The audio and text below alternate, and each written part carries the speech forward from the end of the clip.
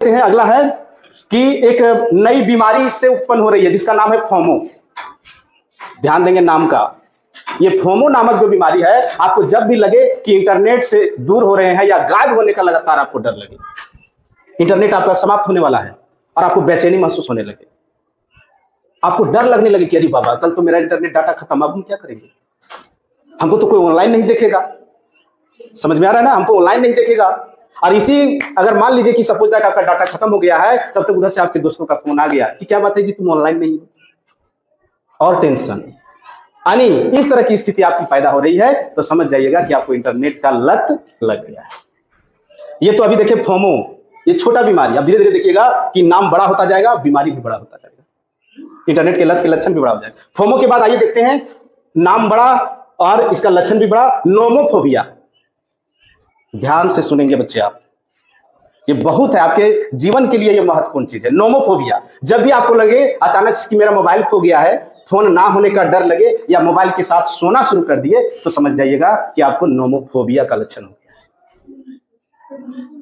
अचानक से कभी हम लोग सो गए, अचानक उठते हैं, अगर कहीं हाथ, नींद में ही हाथ नहीं गया मोबाइल पर, तो अचानक से डर हो जाता है कि पता नहीं क्या हो गया। अगर मोबाइल टच हो गया हाथ से, तब जान में जान आता है कि हाँ है, सब कुछ ठीक ठाक। होता है ऐसा?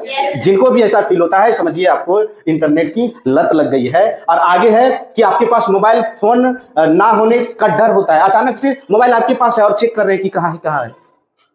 एक घटना बताता हूं मैं अपनी। फोन को अंदर घुसाया और बात करते हुए चलते आ रहा था, बात खत्म हुई, फोन यही हेलमेट में ही रह गया। ब्रेक मारे, बड़ाकर पुल के पास आए, ब्रेक मारे, गाड़ी खड़ा किया, स्टैंड लगाए, चेक कर रहे फोन नहीं है। जैसे हेलमेट उतारे, मोबाइल ठप से। क्या है ये? नोमोफोबिया है। ठीक है, अब आते हैं अंतिम जो है, वो है फैंटम वाइब्रेशन सिंड्रोम। अगर जब कभी भी आपको ऐसा प्रतीत हो, मोबाइल अचानक से लगे कि मेरा वाइब्रेट हो रहा है, जबकि आपने खुद उसे साइलेंट करके रखा है, जब भी कभी लगे कि मेरा मोबाइल वाइब्रेट हो रहा है, ठीक है, जबकि वो वाइब्रेट ना हो रहा हो, तो ये सबसे बड़ा लक्षण है फैंटम वाइब्रेशन सिंड्रोम का।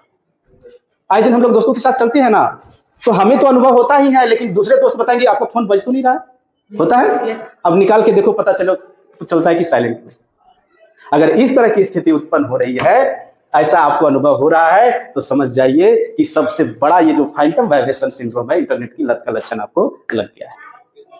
इसलिए ध्यान रखेंगे बच्चों कि जितना भी हो सके इंटरनेट और सोशल मीडिया का प्रयोग से आप दूर नहीं, प्रयोग करिए, लेकिन उसका सही से इस्तेमाल कीजिए। पढ़ाई के क्षेत्र में इस्तेमाल करिए उसका, ठीक है, सही में इसका गलत प्रयोग ना करिए।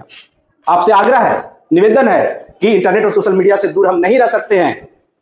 इस डिजिटलाइजेशन दुनिया जो है, उससे हम क्या कर सकते हैं? दूर नहीं रह सकते हैं। लेकिन एक बार फिर अंत में आपसे कहना चाहेंगे कि इस इंटरनेट और सोशल मीडिया का प्रयोग आप सावधानी पूर्वक करें और अपने पढ़ाई के क्षेत्र में करें, ताकि आप इंटरनेट और सोशल मीडिया से संबंधित जो लत लग रहा है उससे बच सकें। धन्यवाद, आज के लिए इतना ही।